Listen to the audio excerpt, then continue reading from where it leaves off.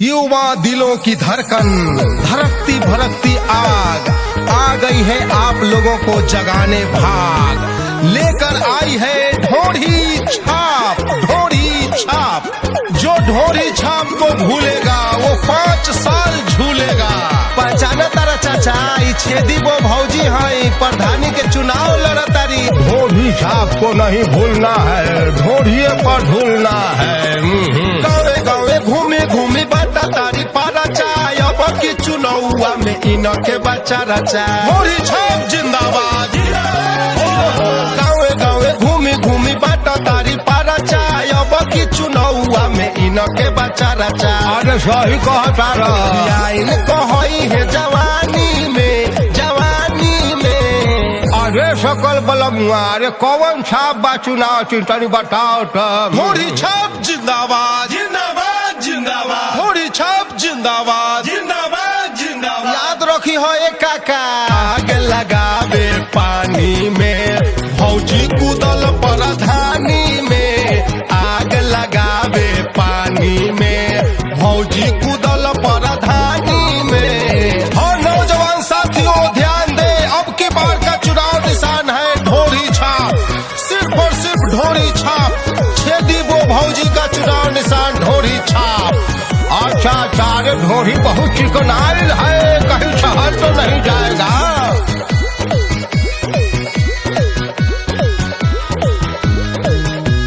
हाले आइल गवना बारी नया नोहर, कहतारी मारे खाती ढोढ़ी पमोहर। ढोढ़ी पमोहर कैसे मरागा, अंगुरिये घुस जाएगा। हाले आइल गवना बारी नया नोहर, कहतारी मार दना ढोढ़ी पमोहर। ठीक है ठीक है। मीटिंग लड़का संगे करेली पलानी में, पलानी में। अरे छेदी वो बहु जीत जाइए तो हमनी ला का करी है। दूर मर्द टेंशन काहे लेता रहता, हर बुढ़ारी के सहारा डूब बन जाई है। अच्छा ठीक बा, हमार बुढ़िया नहीं खे बा।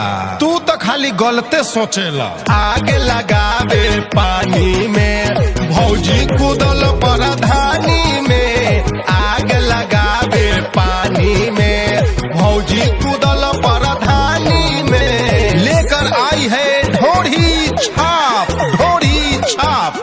जो ढोढ़ी छाप को भूलेगा वो 5 साल झूलेगा। पहचाना तारा चाचा, ई छेदी वो भौजी है, प्रधानी के चुनाव लड़तारी। ढोढ़ी छाप को नहीं भूलना है, ढोढ़िए पर ढूलना है। झाड़ी झूरी के वोट मांगस पैदल चल के, मिलेला कहता बल मुआ सकल के। भाग बुढ़बा पहले हमरे पास भेजो।